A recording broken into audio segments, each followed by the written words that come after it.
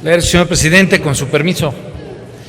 El presente voto particular, compañeros y compañeras, es especialmente en contra de la ley de responsabilidades, toda vez que ha sido uno de los temas que más han tenido atención por parte de los ciudadanos y ciudadanas respecto a esta discusión y que es uno de los menos atendidos. Una iniciativa ciudadana con más de 630,000 firmas que implicaron poner en uso la reforma política con una gran movilización y sobre todo en uno de los temas que hoy significan una de las principales preocupaciones para los hombres, para las mujeres, para las sobremesas en este país. Y que en el dictamen que hoy se presenta, específicamente en la ley de responsabilidades, pues queda, como el propio representante de las organizaciones de la sociedad civil lo dijera el día de ayer, queda sumamente corto.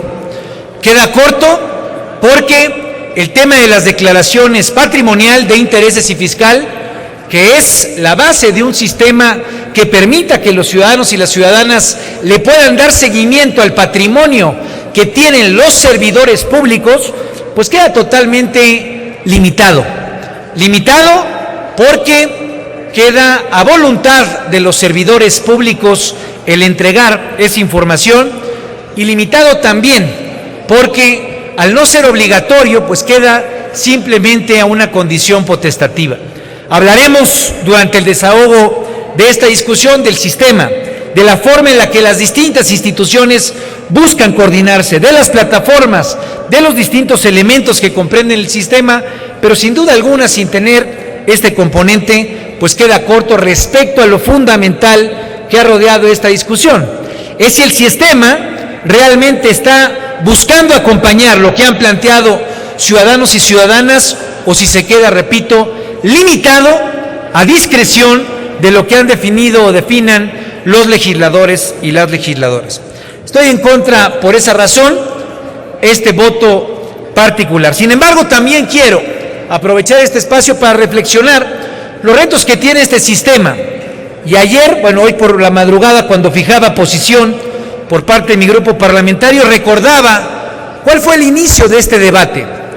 Traía a colación que en noviembre del 2014, precisamente después de las grandes movilizaciones derivadas de la desaparición de 43 jóvenes en el estado de Guerrero, en el municipio de Iguala, donde con el auxilio de policías municipales de Huitzuco, de Cocula, de las policías municipal, estatal, federal, en atención del C4 con la presencia del propio ejército, desaparecieron 43 jóvenes estudiantes. Y ese tema, compañeros y compañeras, es un tema de corrupción. Es un tema de corrupción porque esas policías son pagadas con el dinero de los ciudadanos y de las ciudadanas. Son pagadas con el dinero de los mexicanos y de las mexicanas. Y ese ejemplo de Ayotzinapa, compañeros y compañeras, le dejó claro a México y al mundo entero que en nuestro país la corrupción desaparece, la corrupción desaparece, gente, la corrupción mata. Y el segundo, compañeros, fue la Casa Blanca.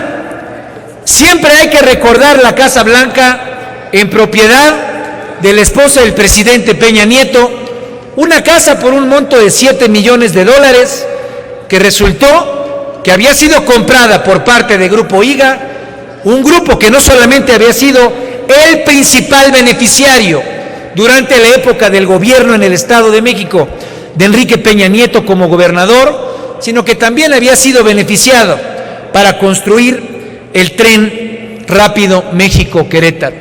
Difícil es, compañeros y compañeras, pensar de dónde venimos, porque si no tenemos en cuenta con memoria por qué hoy estamos debatiendo esto, difícilmente vamos a saber la dimensión y el tamaño que tiene que tener ese sistema nacional anticorrupción. Datos podemos dar, compañeros y compañeras. Hoy la corrupción es uno de los 3 principales temas que tienen en señalamiento la preocupación de nuestra sociedad. Aproximadamente el 91% de la gente percibe a la corrupción como un problema que tienen los partidos políticos y que se vive en el Congreso de la Unión, en este Senado y en la Cámara de Diputados. De la misma forma, en el tema de desarrollo económico, muchas cifras ya se han vuelto datos cotidianos, que si la corrupción nos cuesta el 10% del Producto Interno Bruto, o que si a las familias les llega a costar alrededor de 86,000 millones de dólares, por lo menos en la pasada década, en términos de gastos cotidianos que tienen las familias mexicanas. Y entonces no es solamente un problema de percepción o un problema de pobreza generada por una mala inversión o porque en el bolsillo de una familia mexicana se tenga que gastar mucho más en estos asuntos que invertirlos en vivienda, invertirlos en salud, en vestido. Tiene que ver también, compañeros y compañeras, con que la corrupción mata porque las policías, como lo decía, hoy no solamente en el caso de Iguala desaparecen estudiantes. Cuando hablamos de 30,000 personas desaparecidas, tenemos que entender que no es solamente un ejemplo del estado de Guerrero.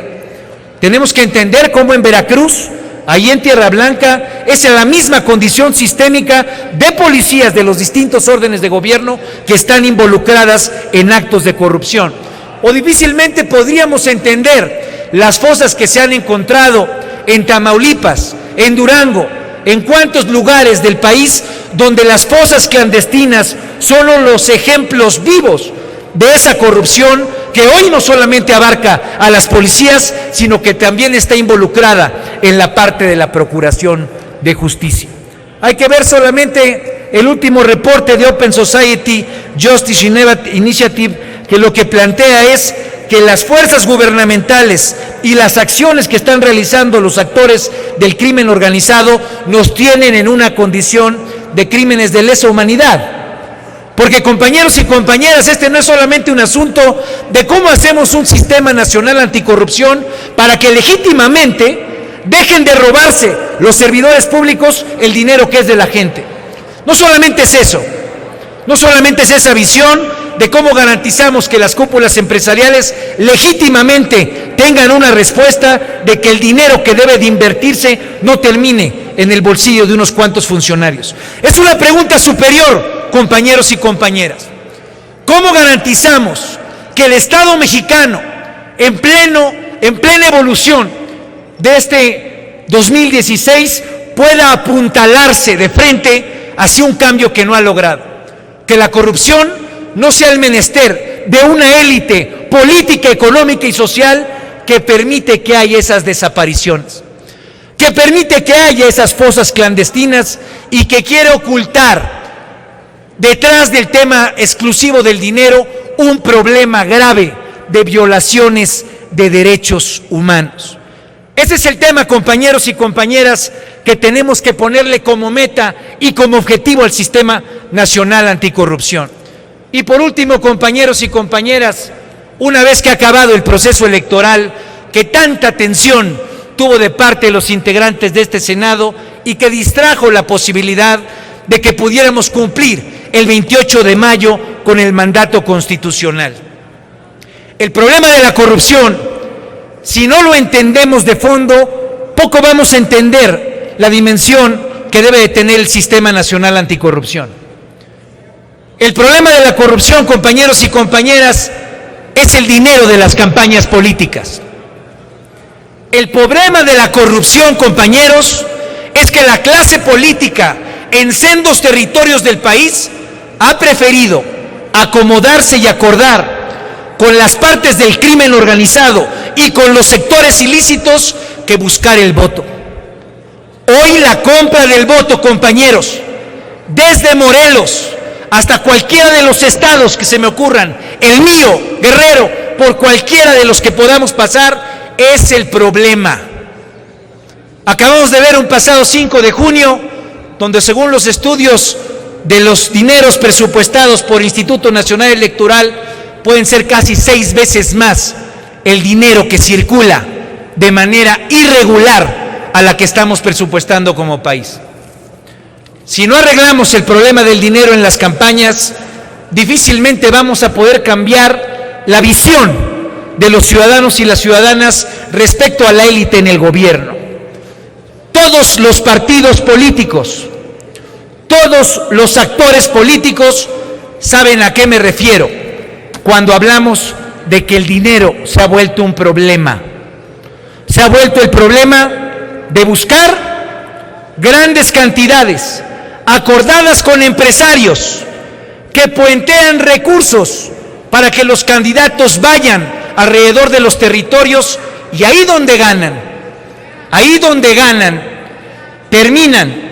terminan utilizando ese espacio público para pagarle a esos empresarios que les prestaron dinero.